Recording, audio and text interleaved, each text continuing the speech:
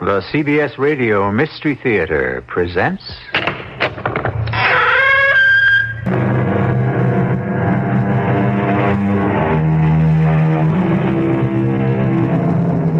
Come in. Welcome. I'm E.G. Marshall. The last I heard, there was an alchemy school in Utah giving a 2-week course in how to change lead into gold. A prestigious university was bestowing a bachelor's degree in magical studies, and someone was offering subscriptions to a newsletter for witches. I'm old enough to remember when such things would have been laughed out of existence. But nowadays, who's laughing?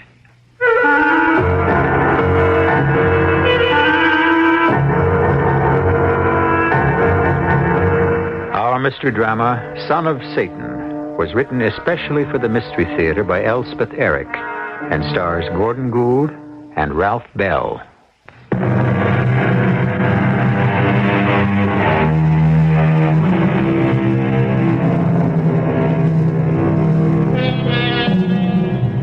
It's a coastal town, not far from a major metropolis. There are few high-rise buildings and a great many houses, none of them very new. Many of the streets are bordered on both sides with trees, and at night the town is very quiet. On one such tree-lined street, on one such quiet night, 2 men are walking, one a short distance behind the other. The one who trails calls out, "Sam? Is that you, Sam? Sam, it's Tony. Sam, wait."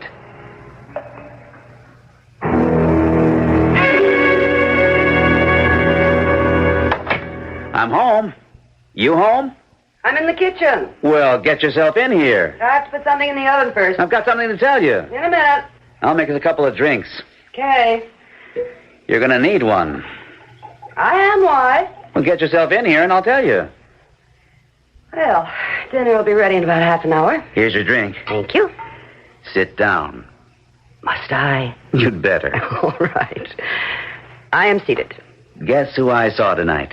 Guess whom I saw tonight. Oh, don't quibble. A professor should mind his grammar, and when he's wrong, his wife should correct him. All right. Guess whom I saw tonight? Whom? Sam. Sam? That's right. You don't mean Sam Van Camp? The very same. Good Lord. I thought he was dead. I don't know why I thought he was dead. I just sort of pictured him dead. I know what you mean. We hadn't heard from him in, well, at least 5 years. Just seemed logical that he'd be dead. Well, for heaven's sake, where did you see him? On La Costa Street. On that nice old street with all the nice old houses. How is old Sam? I don't know. I didn't get to speak to him. Why not? Well, it was getting dark, and at first I wasn't sure it was him. It was he? Him. Then he went under a streetlight, and I was sure. So I called to him, but he kept right on going. Well, maybe he didn't know who you were. I said, "Sam, it's Tony." He must have heard me. He can't still be mad at you, can he? After 5 years? Sam was never really in love with me anyway. He just thought he was. Actually, I'm not sure he even thought he was. He was just upset because we broke up our little menage at the beach house. He liked that little menage. Well, so did I. And so did you. Yeah. Swimming all day, surfing. Playing records all night, and dancing. An occasional seance. It was fun. Then you and I grew up, and Sam was left out. That's all it was. I wonder why he didn't stop when I called out to him. Oh, thinking about something else, probably. You know how Sam always was. Yeah, slightly kooky. Slightly. All the same, that year at the beach was a good year. One of the best. I'd like to see the old dude again. Find out what he's been up to. Well, you think he lives on La Costa? I think I saw him turn in at one of those old houses. Of course, it was getting dark. He could have been visiting someone. Yeah. Why don't you drift over there sometime and find out? I think I will. Yes, I will.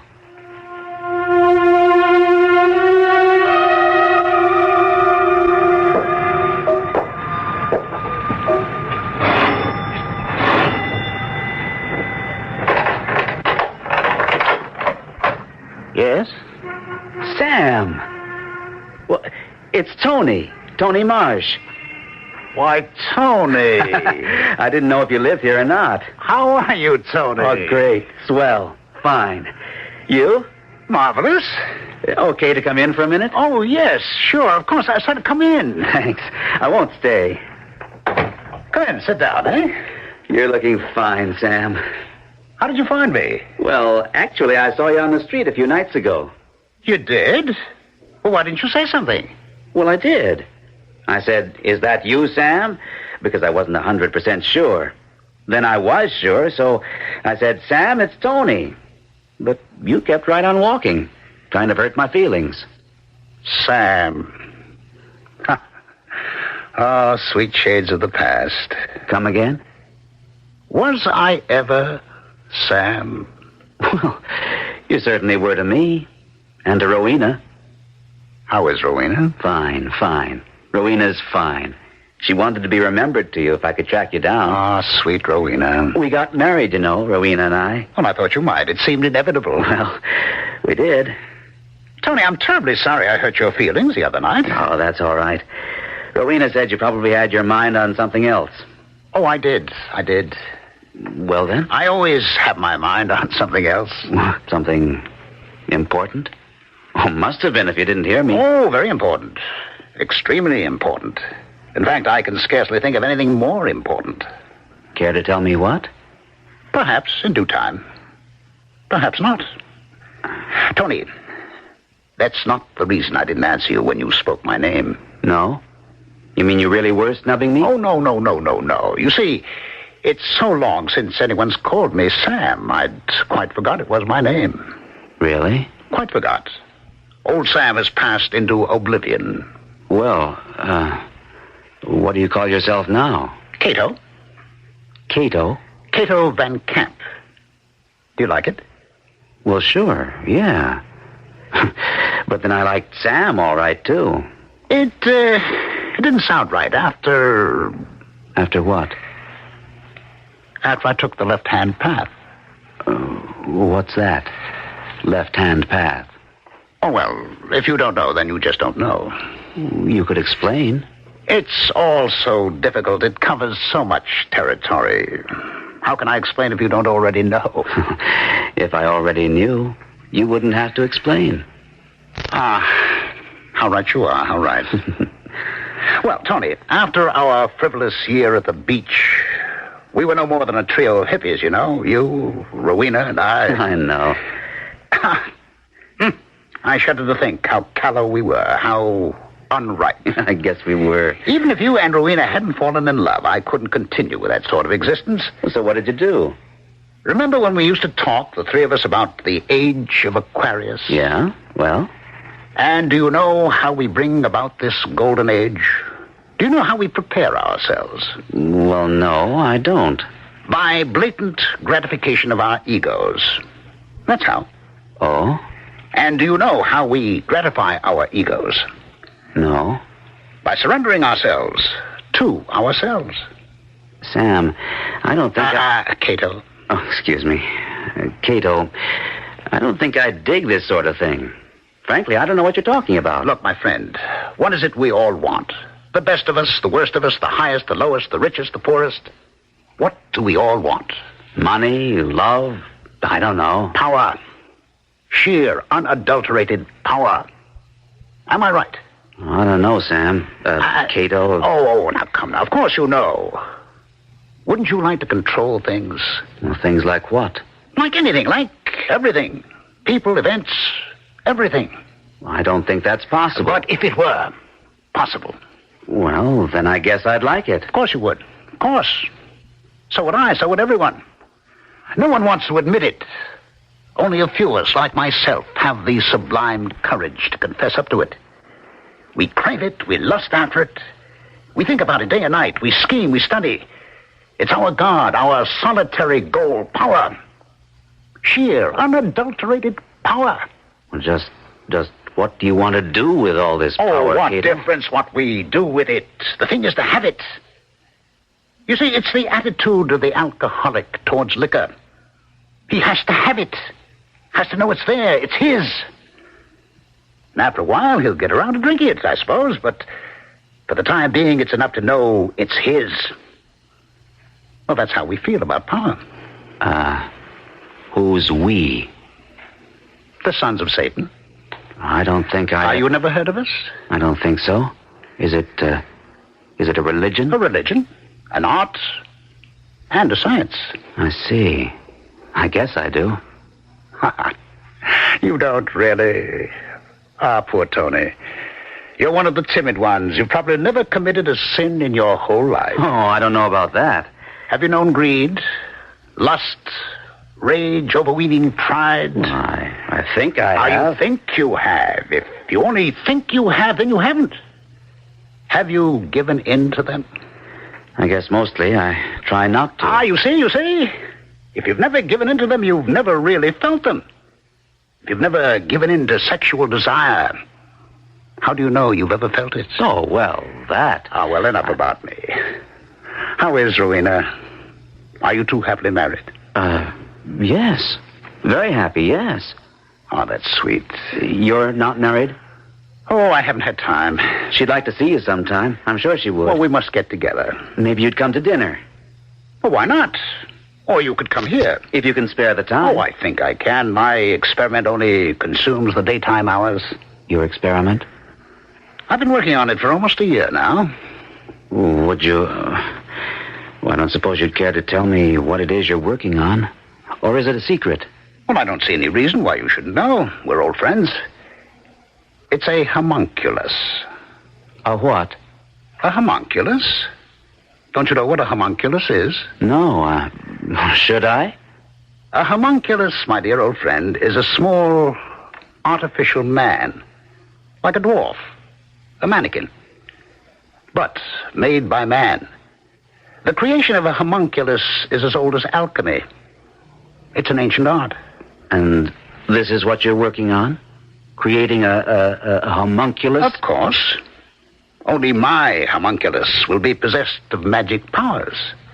This little man, I think he will be no more than 2 feet tall, perhaps less. But he will have the power to rule the world, which is precisely what I intend he should do. What is the mystique of power? Everyone likes to think he has some influence. I know I do. That his opinion is listened to, respected. That he can even affect some decisions. But power over other human beings, power to help can turn into power to hurt. Power to raise up can become power to strike down. Power to create transmutes into power to destroy. A formidable thing, power. I'll come back to you shortly with Act 2.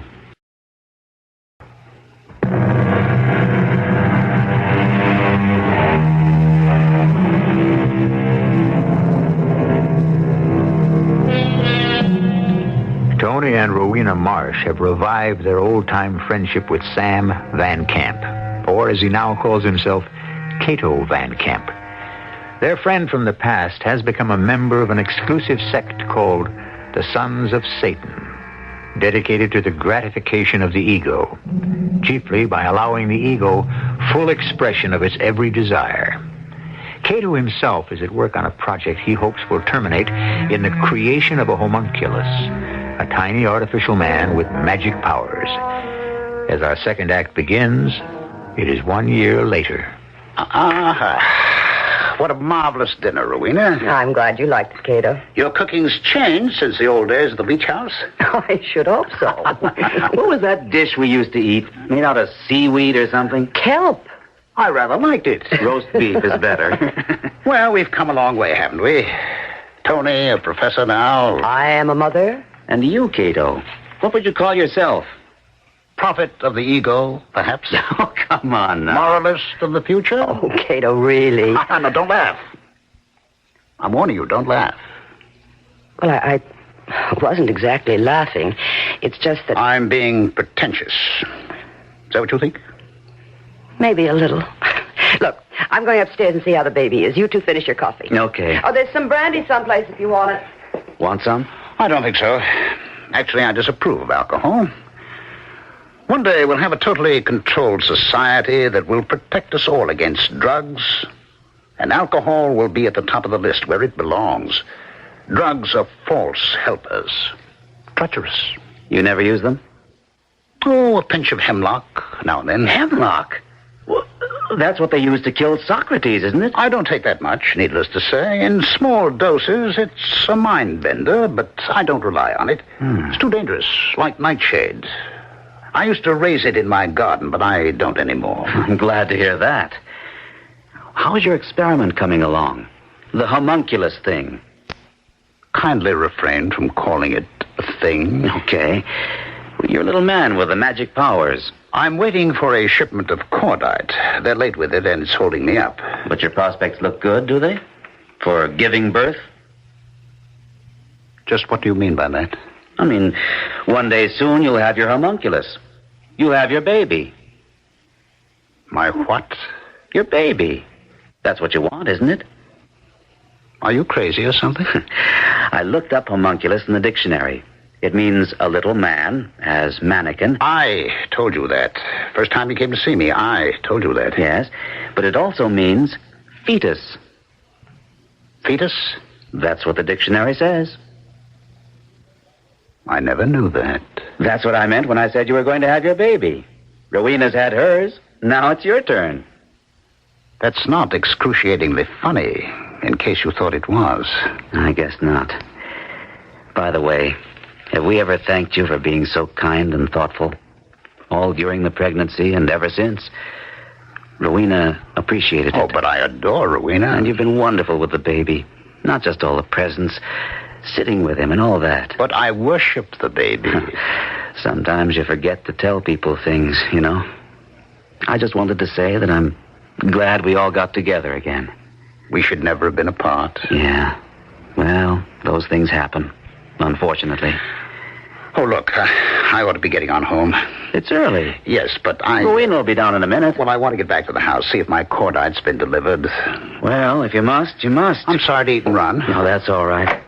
I'll see you soon. My house next time. You bet. Night, Rowena.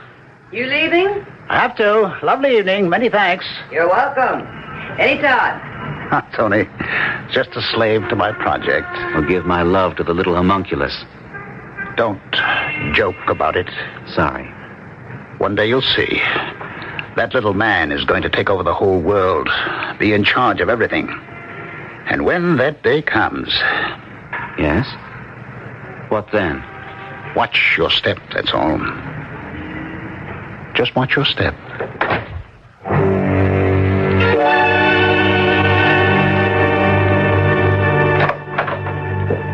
Hey there. Aren't you going to get out of bed?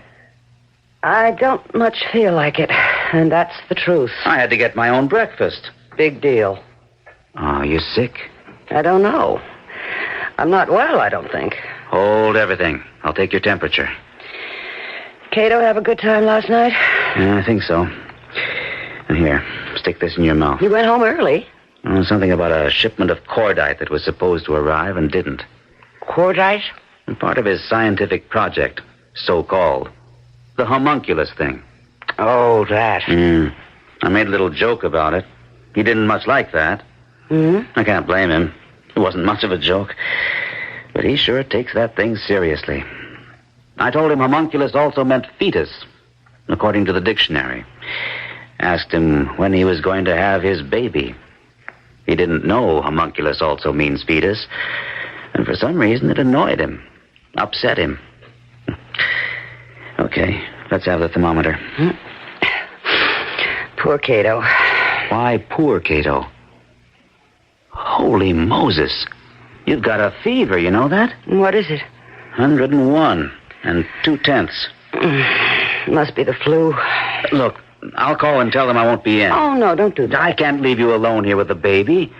You shouldn't get out of bed. I'll call the doctor. No, not yet. I'll take some aspirin. 100 and... Tony, don't, please. It's just the flu or a virus. Well, I'm going to call the university and tell them I won't be in. Now, don't do that either. You can't stay alone here, take care of the baby and everything. And he could catch whatever it is you've got. Call Cato. He'll come over and sit with me. That's an idea. And he's wonderful with the baby. Good idea. I wouldn't do this, but I've got that meeting with the dean. I can cancel the classes, but the meeting's important. Yes, hello.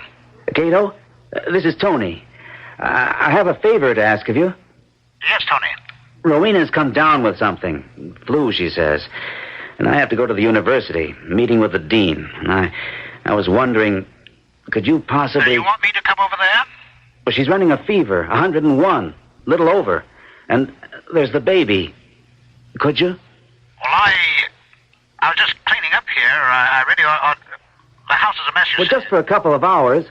By that time, I'll be back. I'll cancel my classes. I'll be there. I'll clean up here later. Oh, thanks. Make it soon. Right away. Thanks a lot. He's coming. Yeah, right away.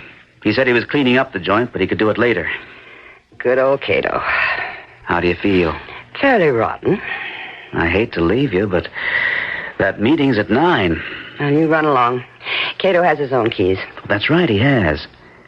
You'll be all right till he gets here? I'll be fine. Sure you will. Cato will take good care of you.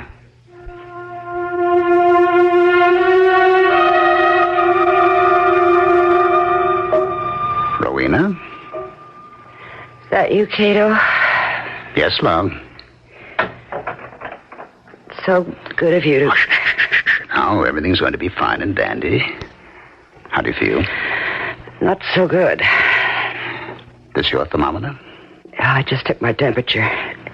It's gone up 103. Oh, dear. Maybe I should call the doctor. Oh, no, not yet. Well, I'll call Tony. No, don't. He'll be home in a little while. Well, I brought you an ice pack and a thermos full of fresh orange juice. Could you drink some? Maybe. And I brought you a little pill to relax your nerves, help put you to sleep. Here we go. Oh, okay. Oh, dear. The baby's crying. No. You just lie back and I'll go see what's the matter with him. If anything, which I doubt. You just relax now, you hear? Mm-hmm. What's the matter, little man? You want to be picked up? Well, come on. That's it. Now. Caramundo, fail.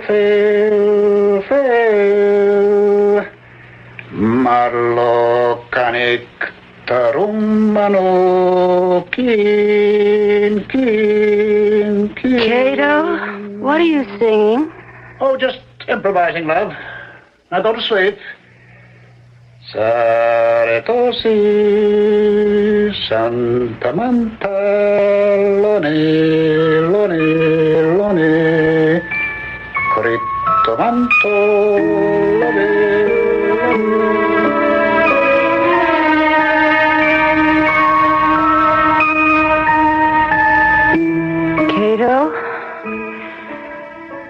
Cato, are you there? You want something, Rowena? How long have I been asleep? About a half an hour. Well, it's the most amazing thing. I'm completely well. You mean that? I woke up feeling wonderful. I'm delighted. I took my temperature. It's normal. Fascinating. I don't know if it was that pill you gave me or what. Oh, I don't think so. Oh, maybe just the sleeping. Possibly. No, I'm going to call Tony. Would you hand me the phone, please? Here we are. Uh-oh. Baby's crying. Oh, he's hungry. As soon as I talk to Tony, I'll feed him. Strangest thing. I never felt better. Well, I'm going to get up and then I... Hello? May I have the dean's office, please? Thank you. Was the baby any trouble, Cato? No. I picked him up. Yes, is Mr. Marsh there? This is his wife calling. Thank you. I'm glad the baby didn't act up. He does sometimes. Not with me. Tony, it's me. Guess what? I'm well. Absolutely. Well, Cato came over and brought me an ice pack and some orange juice and a little pill. My fever had shot up to 103 by then. No. It's all right now. I went to sleep, for half an hour, and when I woke up, I was well. Yes, I took my temperature. It's normal. I feel great. So, honey, you don't have to come home. As soon as I hang up the phone, I'm going to get up. Cato can go home and tend to his cleaning or whatever, and... Well, if you've already canceled your classes...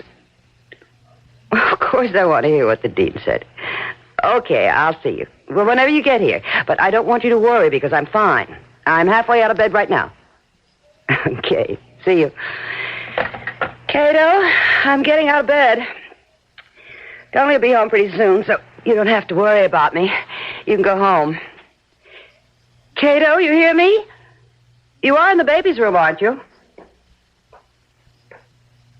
Cato? Why, I thought you were in here. Where did you go? Oh, good Lord. Oh, no. Oh, no. No!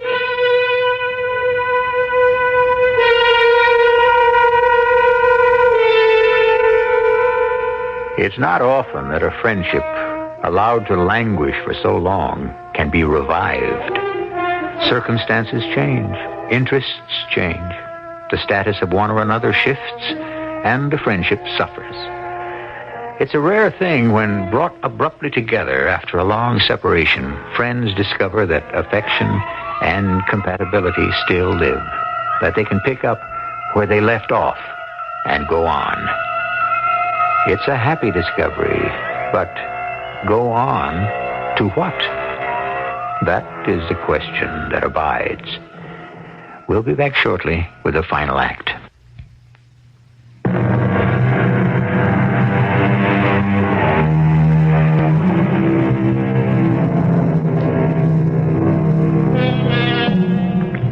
Reunited in friendship after a 5-year separation, Tony and Rowena Marsh are enjoying the company of Cato Van Camp.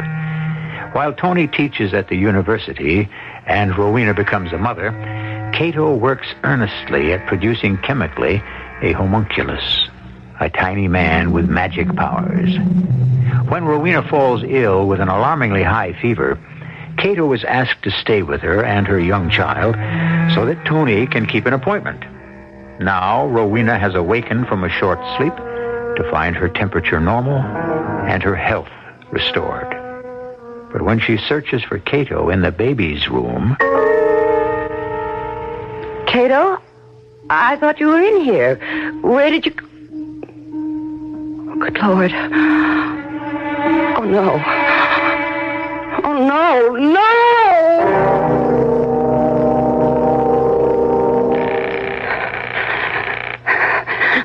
Answer, damn you, Cato. Answer the phone.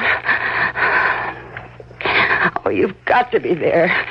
If you're not, where are you? Where have you gone? Answer the phone. Oh, Tony, please. Come home, please come home. Be here.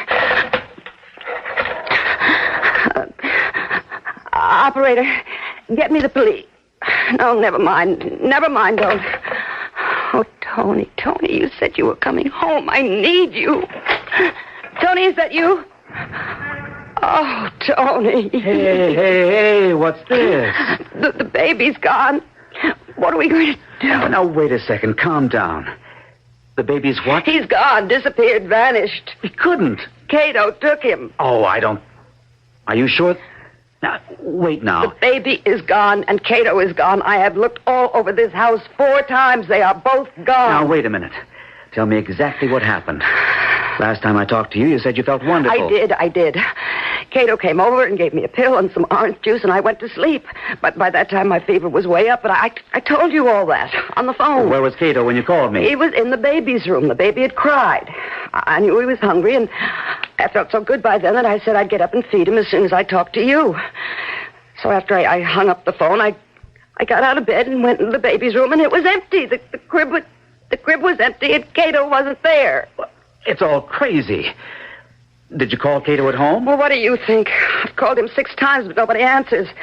I was half out of my mind, and I started to call the police, but then I thought I'd wait till you got here. Yeah. What are we going to do? Well, I don't like to call the police right away. Cato has my child. I don't think he'd hurt him.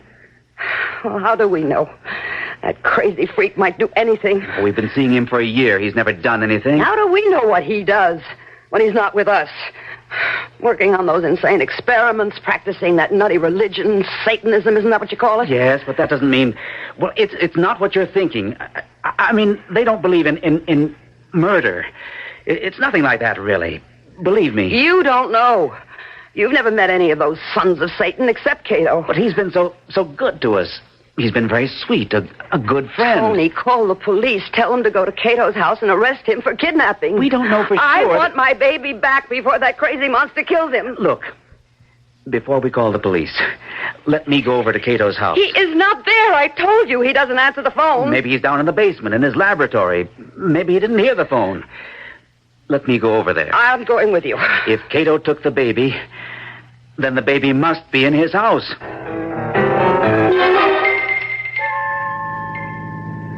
End of the block, driver. Last house. This is it. Here. Keep the change. Come on. Tony, look. What? The basement window's all smashed. Blown out. It looks like there's been an explosion. In the laboratory. Do you think the baby is... I don't know. I don't know. If anything has happened to my child... Well, hang on. We'll find out. Tony. Break it down. Break the door down. Okay. Stand to one side. This won't be hard. Come on. Do you think he... I don't know any more than you do. He's probably in the basement. Do you think he's dead? I don't know. How should I know? The baby, Tony. This is the door to the basement. Are you going down there? Yes. Now, wait a minute. You hear something? No. Yes. It sounds like someone sweeping. Yeah. Cato? It could be. Cato? Cato? Are you down there? What? It's Tony. Tony and Rowena. Is that you down there? I'm cleaning up. Oh. Would you mind coming up here for a minute? We have something we want to ask you. Oh, all right. There you are. Hello. Cato, where is the baby? Upstairs. He's here? Upstairs in my bedroom. Is he all right? Certainly. Oh, I'm going upstairs to get him. Rowena, upset? Look, let's you and I sit down for a minute, okay? Well, sure. I ought to finish sweeping up in the basement, but I guess that can wait. What happened down there? An explosion. That's what it looked like from outside. Remember last night I told you I had to get home to check on a shipment of cordite? Yeah, I remember you telling me that. And that's why I left so early, right after dinner. Well, the cordite was here when I got home, and I already had a good supply of fulminate of mercury. I thought I'd take the next step. The decisive step in my experiment. You mean the homunculus? Yes. You always make fun of it, but I'm very sincere. I know you are. A little man who can rule us all with magic. It's a beautiful concept, don't you think? Well, what happened when you got home? Well, I still don't know what I did wrong. Perhaps I was tired, or perhaps all my calculations had been in error from the very start. I really don't know, but there was an explosion, and the laboratory was wrecked. Cato, when I called you this morning and asked you to come over and stay with Rowena, you said you had a lot of cleaning up to do. Was this what you meant? The laboratory? Yes, I felt very badly about it. So much work, so much planning, so much thought. And I was so close, and then to lose it all... It broke my heart. But you came to my house anyway. Oh, I could clean up any time. I couldn't possibly start over. I don't have the money. I don't have the heart. You know? So, you came to my house, and then what? Well, Rowena was very, very sick. You shouldn't have left her, Tony, or the baby. I know. I took Rowena an ice pack and some orange juice and a little tranquilizer, and she went to sleep. I sang to the baby, and he went to sleep. And when Rowena woke up, she was well. The fever had disappeared. I know. She called me, told me. Well, while she was talking to you, it dawned on me. The baby had done it. The baby had made Rowena well. Of course, he couldn't have done it without my help. That goes without saying. So, you took the baby? Well, I had to. He was my homunculus, you see. Cato, that was wrong. Wrong? The baby belongs to us. I can't keep him? No.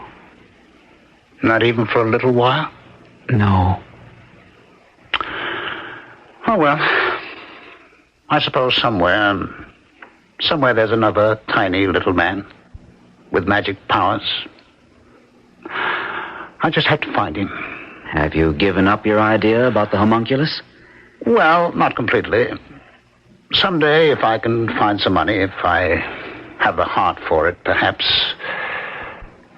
someday. I'm really sorry you can't let me have your baby. Well, it's just not possible.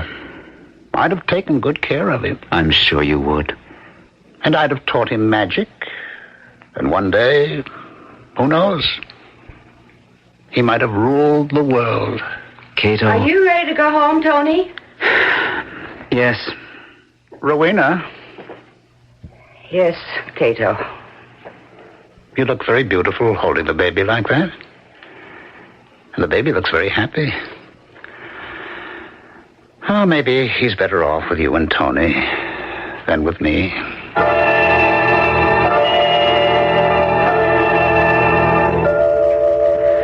I wonder what Cato's doing now, alone in that house, with the ruins of his experiment. No, I couldn't care less. I think he should be put away someplace. Oh, I don't know. He's harmless. You think so, do you? He didn't do us any harm, really. Well, all the same. I'm sorry for him. You are? Why? Oh, he wanted so badly to be a big man. And he never was anything, really. He wanted to be rich, but he didn't know how to go about it. He wanted to be loved, but he never was. Not really. But most of all, he wanted to be powerful, to run things. What's the point of being powerful and running things? I'd rather be happy. Yes, but it's very important to some people to have power.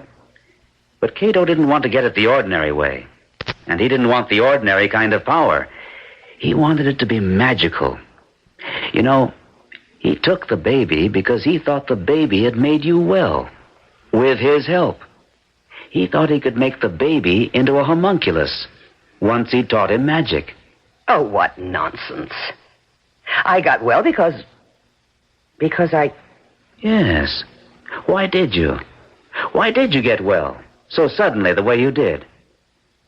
Well, I slept. That wasn't enough. That pill? That was just a simple tranquilizer. I got well because I had to, for the baby's sake.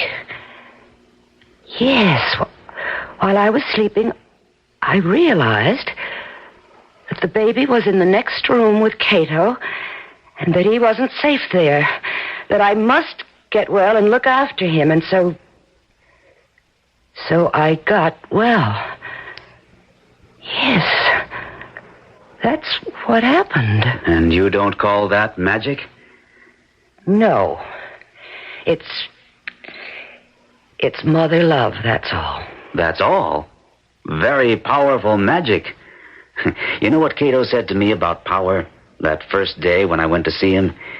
I asked him what he would do with it if he had it. What would he do with it? I don't think he had any idea what he'd do with it. He said it didn't make any difference. The thing was to have it. He said it was the way an alcoholic feels about liquor. He has to know it's there. It's his. And that's how Cato feels about power. It's crazy.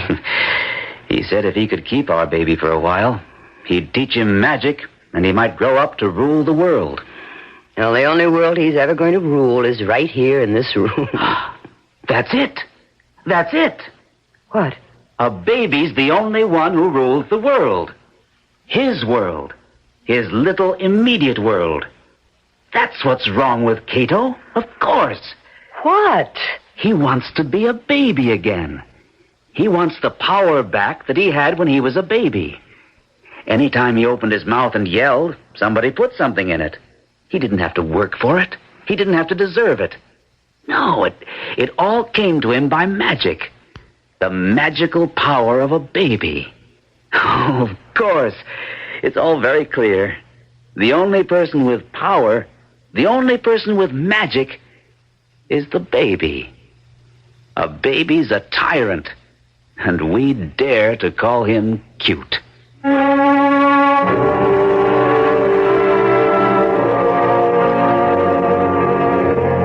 The tyranny of the baby lasts only a little while. All too soon, the little king is asked to give up his absolute power. With smiles or threats or tears, we coax or frighten or blackmail him into becoming tame and civilized. No wonder he rebels. No wonder he can never desert completely the world where his cry was law. The degree to which he can relinquish the memory of it is the degree to which he conforms to our reality. I'll be back shortly.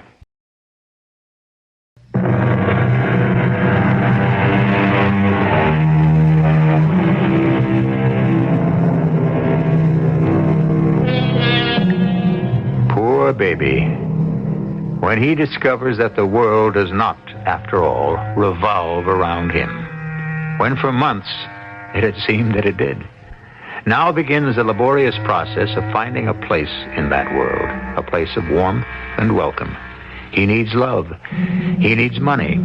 Above all, he needs self-respect. Without these things, he will not find his proper place in the world. In fact, he will feel himself forever in terrible danger of falling off it. Our cast included Gordon Gould, Joan Lovejoy, and Ralph Bell. The entire production was under the direction of Hyman Brown. This is E.G. Marshall inviting you to return to our Mystery Theater for another adventure in the macabre. Until next time, pleasant dreams.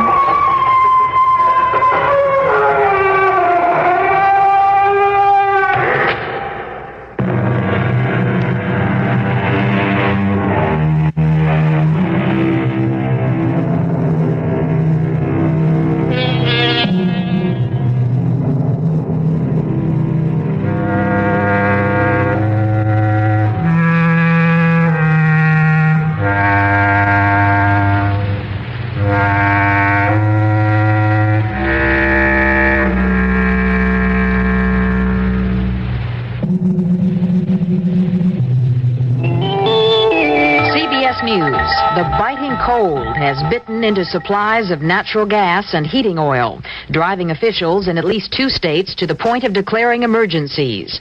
I'm Rita Sands reporting on the CBS Radio Network. With a report on Pennsylvania's problems, here is Gary Shepard in Pittsburgh. The weather in western Pennsylvania is the coldest since before the turn of the century, and the staggering demand for natural gas by families to heat their homes has forced 2 major gas suppliers here to cut back on allocations to industrial customers.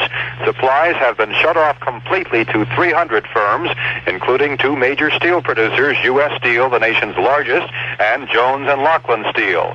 Both firms say they've been forced to lay off employees as a result of the gas shutoff.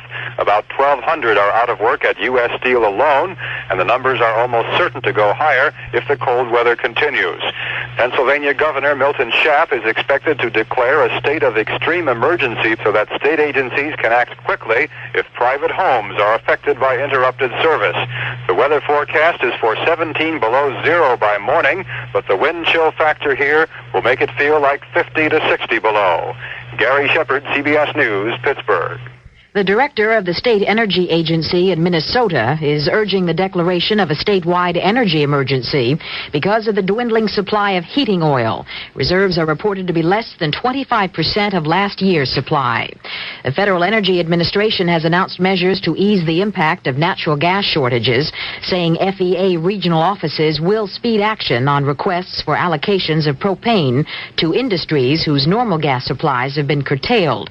The FEA also says consumers consumers faced with emergencies can request allocations of light heating oils or propane from state energy offices. More news in a moment. Not far from Sydney, Australia, rescue teams are prying victims out from under slabs of concrete, the remains of a 100-ton bridge which collapsed and flattened a commuter train after it derailed. Unconfirmed reports say as many as 80 people may have died. The U.S. Agriculture Department says last year's corn crop totaled a record of about 6 billion bushels, 153 million bushels larger than was forecast last fall. The Supreme Court has postponed the execution of convicted Texas murderer Jerry Urich until the justices can consider his formal appeal. His electrocution was scheduled for Wednesday. He is in line to become the second criminal executed in the United States since 1967. Gary Gilmore was the first. He died by a firing squad Monday morning at the Utah State Prison Complex. In an interview published just before his death, Gilmore said he hoped his execution would not lead to speeding up others. Attorneys who fought to save Gilmore's life say they're worried that an attitude may develop that some executions are inevitable. The wife of one of Gilmore's victims says she's only worried people will glorify the man who killed her husband. I'm Rita Sands, CBS News.